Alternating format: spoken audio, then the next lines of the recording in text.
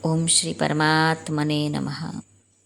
શ્રીમદ્ ભગવદ્ ગીતાની યાત્રામાં આજે આપણે આવી પહોંચ્યા છે અધ્યાય 18 મોક્ષ સંન્યાસ યોગના શ્લોક ક્રમાંક 48 પર. આમાં ભગવાન કહે છે જે તમારા સ્વભાવજન્ય જે કર્મ છે, સ્વધર્મ રૂપે જે કર્મ કરવામાં આવે છે એનાથી પાપ લાગતું નથી, અને સ્વાર્થ, અભિમાન આ બધાને લીધે જે તમે કર્મ કરો છો એનાથી જ પાપ લાગે છે. તો ચાલો આપણે ભગવાનની વાણીમાં જોઈએ ભગવાન શું કહે છે. શ્રી ભગવાનુવાચ સહજં કર્મ કૌન્તેય સદોષમપી ન ત્યજેત સર્વારંભા હિ દોષેણ ધૂમેનાગ્નિરિવાવૃતા. શ્રી ભગવાન અર્જુનને કહે છે, હે કૌંતેય, દોષયુક્ત હોવા છતાં પણ સહજ કર્મને ન છોડવું જોઈએ, કેમ કે ધુમાડાથી અગ્નિની પેઠે સઘળા કર્મો કોઈને કોઈ દોષથી યુક્ત હોય છે.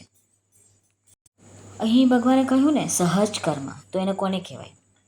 તો પ્રકૃતિ અનુસાર શાસ્ત્ર વિધિથી નિયત કરવામાં આવેલા જે વર્ણાશ્રમના ધર્મ અને સામાન્ય નિયત કરવામાં આવેલા જે વર્ણાશ્રમના ધર્મ તેને કહેવાય છે સ્વધર્મ.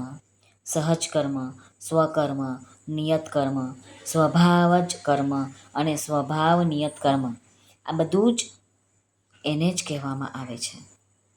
હવે આપણે જોઈએ રામસુખદાસજી મહારાજ સાધક સંજીવનીમાં શું વર્ણવે છે. મહારાજ કહે છે કે સ્વભાવ નિયત કર્મો સહજ કર્મ કહેવાય.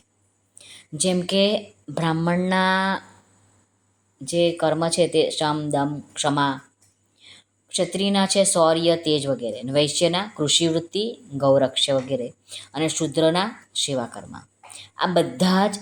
આ બધા વર્ણો માટે સહજ કર્મો છે. તો સહજ કર્મ શું છે? બ્રાહ્મણ માટે યજ્ઞ કરવો, કરાવવો, ભણવું, ભણાવવું. ક્ષત્રિયના માટે સહજ કર્મ યજ્ઞ કરવો, દાન આપવું, આ ક્ષત્રિયનું કર્મ છે. વૈશ્ય માટે યજ્ઞ કરવો વગેરે છે. શૂદ્રો માટે સેવા છે. રામસુખદાસજી ભગવાનની વાણી જે સમજાવે છે એમાં કહે છે કે પોતાના સહજ કર્મમાં દોષ પણ હોય ને તો પણ તેને ન છોડવું જોઈએ. એટલે કે જેવી રીતે બ્રાહ્મણના કર્મો જેટલા સૌમ્ય છે કે એને યજ્ઞો કરાવવા, ભણવું, ભણાવવું એકદમ ઇઝી કહેવાય બધા માટે. તો એ જ કર્મો બ્રાહ્મણેતર વર્ણોના કર્મો સૌમ્ય નથી, પરંતુ સૌમ્ય ન હોવા છતાં પણ તે કર્મો દોષિત નથી માનવામાં આવતા.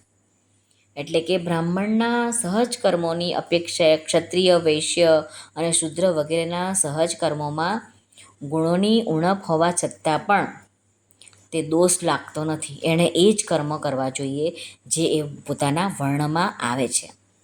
મહારાજ કહે છે કે બ્રાહ્મણને માટે ભિક્ષાનું વિધાન કહ્યું છે શાસ્ત્રોમાં. તો એ ભિક્ષા લેવા માટે પણ, દાન લેવા માટે પણ બ્રાહ્મણ અધિકારી છે. જ્યારે ક્ષત્રિયને માટે દાન આપવું એ એનો સ્વધર્મ છે. પણ જ્યારે બ્રાહ્મણનું જોઈને એ દાન લેવા જશે તો એને પાપના ભાગીદાર એને થવું પડશે. ક્ષત્રિયો માટે ન્યાયયુક્ત યુદ્ધ પ્રાપ્ત થઈ જાય તો યુદ્ધ કરવાથી તેને પાપ નથી લાગતું.